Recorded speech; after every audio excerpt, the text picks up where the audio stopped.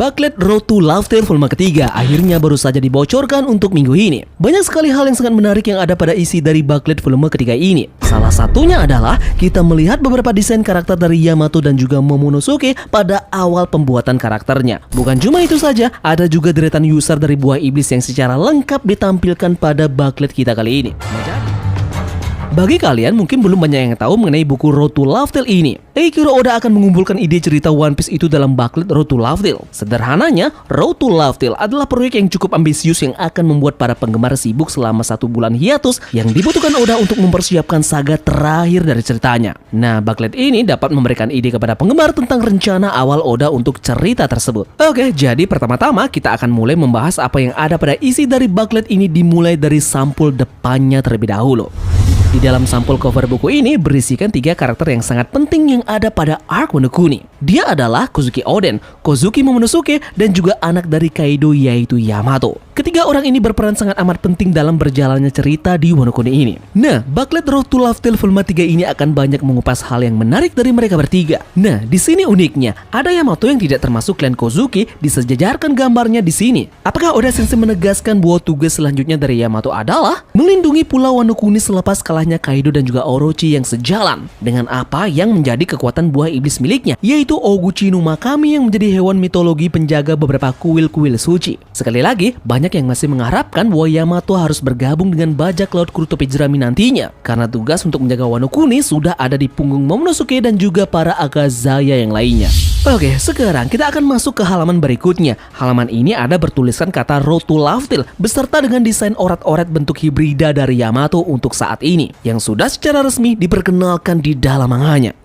Lanjut, halaman berikutnya memperlihatkan bagaimana daftar isi dari Bucklet ini. Berisikan 12 halaman, diantaranya ada beberapa poin penting dan menarik terkait langsung ke dalam cerita manga One Piece. Nah, sekarang kita langsung ke isi dari Bucklet ini. Halaman pertama memperlihatkan sosok makhluk mitis Sun God Nika yang diikuti dengan dendangan drum pembebasan. Di sini menegaskan bahwa tubuh yang dimiliki oleh dua Nika memanglah karet. Dalam melakukan pertarungannya, dia hanya dibatasi dengan imajinasi yang penggunanya miliki. Makhluk ini adalah perwujudan dari prajurit pembebasan. Oke, secara tidak sengaja dimanapun setiap Luffy bertemu dengan orang yang sedang terikat dengan sesuatu, hal yang terjadi pasti berujung kepada terbebasnya seseorang tersebut dari keterikatan yang membelenggu dirinya. Dan bukan cuma itu saja. Bahkan negara yang Luffy kunjungi pun tidak lepas dari kekuatan mistis Dewa Nika yang membebaskan segala sesuatu dari hal yang jahat yang selama ini mereka rasakan. Di sini pun mengatakan bahwa buah mistis ini mampu mengalahkan sang makhluk terkuat di dunia. Dengan catatan itu pun dengan sangat amat mudah.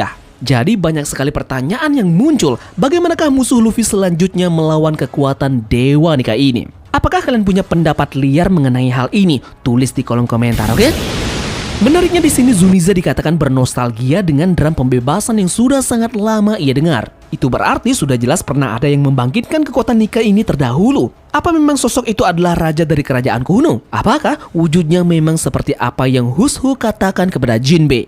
Halaman selanjutnya memperlihatkan detail deretan user dengan pengguna kemampuan Logia, Paramecia, dan Zoan yang sudah ditunjukkan pada manganya.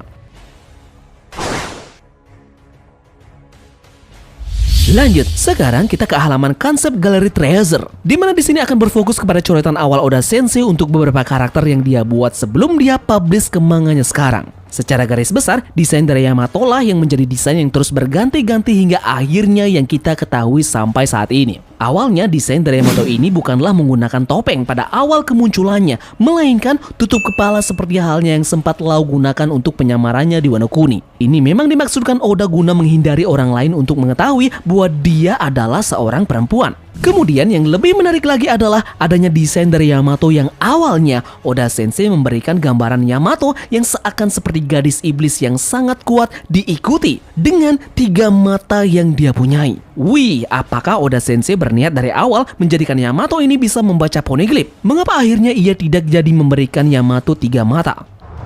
Ada juga versi feminim Yamato yang awal penggambarannya sebelum yang kita ketahui sekarang dia berotot dan sangat laki sekali. Rambutnya pun dulu harusnya menggunakan ikat kepala. Awalnya pun dia bertarung menggunakan pedang layaknya Oden, bukan seperti Kanabo Kaido yang ia pakai untuk saat ini. Di sini kalian bisa melihat bagaimana Yamato memberontak melawan Kaido ketika mencoba berkali-kali untuk melaut namun selalu gagal. Dan ada juga bagaimana Yamato mengambil jurnal Oden. Dia juga diajari bahwa mantan Shogun adalah orang yang jahat. Nah, ada juga di sketsa salah satu versi Yamato mencintai Oden adalah setelah dia membaca jurnalnya Oden.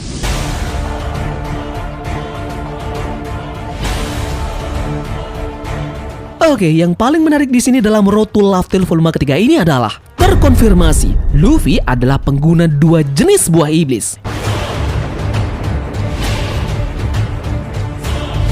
Yups, jadi kali ini telah terkonfirmasi pada One Piece Road to Laugh Tale volume ketiga bahwa Luffy dikatakan sebagai pengguna dua jenis buah iblis, yakni Paramecia Gomu Gomu no Mi dan Zoan Mistis Hito Hito no Mi model Nika. Kedua jenis buah iblis ini sudah dibangkitkan langsung oleh Luffy alias sudah mencapai titik awakening. Untuk awakening Paramecia yakni Gomu Gomu no Mi ditekankan lagi pada Bucklet ini, buah iblis ini ternyata dapat mempengaruhi lingkungan mereka atau hal yang ada di sekitar mereka. Seperti halnya Doflamingo mengubah tanah menjadi benang, atau Katakuri mengubah tanah menjadi mochi, ataupun Iutaskin mengubah orang lain menjadi pusat elektromagnetik. Ini pun menjelaskan semua kenapa benda sekitarnya seperti tanah ataupun bahkan tubuh Kaido bisa lembek ketika Luffy menyentuhnya. Bahkan dalam One Piece Road to Laugh Tale ini menyebutkan bahwa Luffy bisa mengubah petir menjadi karet. Ini sebenarnya sudah umum di mana awakening jenis tipe ini memungkinkan seseorang mempunyai ketahanan fisik yang berlipat-lipat ganda. Salah satu contoh yakni ketika Crocodile menjelaskan awakening Zoan di Impel Down. Dalam Bucklet ini kembali ditekankan mengenai detail bagaimana sebenarnya awakening dari Zoan itu. Pertama, tubuh Zoan akan lebih keras dari sebelumnya. Yang kedua, kepribadian pengguna bisa berubah-ubah. Misalnya, banyak dari penjaga di Impel Down memiliki sifat buas ataupun sifat asli dari binatang itu sendiri. Nah, Luffy pun juga demikian. Sifat asli dari Nika itu sendiri adalah selalu tertawa terbahak-bahak. Itu pun kenapa Luffy tidak ada hentinya untuk tertawa terbahak-bahak. Yep, tentunya dikarenakan juga buah iblis tipe Zoan memiliki kehendaknya sendiri alias dia bisa mengubah sifat dari pengguna ini. Ada juga banyak yang mengatakan bahwa kemampuan terakhir yang dimiliki oleh Kaido yaitu Flaming Dragon Kaido adalah awakening dari Kaido. Yep, ini pun terbantahkan dari penjelasan dari Bucklet Road to Laugh Tale di sini. Di sini pun menekankan bahwa itu bukanlah sebuah awakening dari Kaido, melainkan hanya teknik terakhir yang dia gunakan dalam melakukan pertarungannya melawan sang Dewa Nika. Yep, terakhir sudah dikonfirmasi juga bahwa alasan mengapa ada benda yang mendapatkan kemampuan Zoan itu karena tentunya salah satunya Zoan memiliki tanda petik ganda.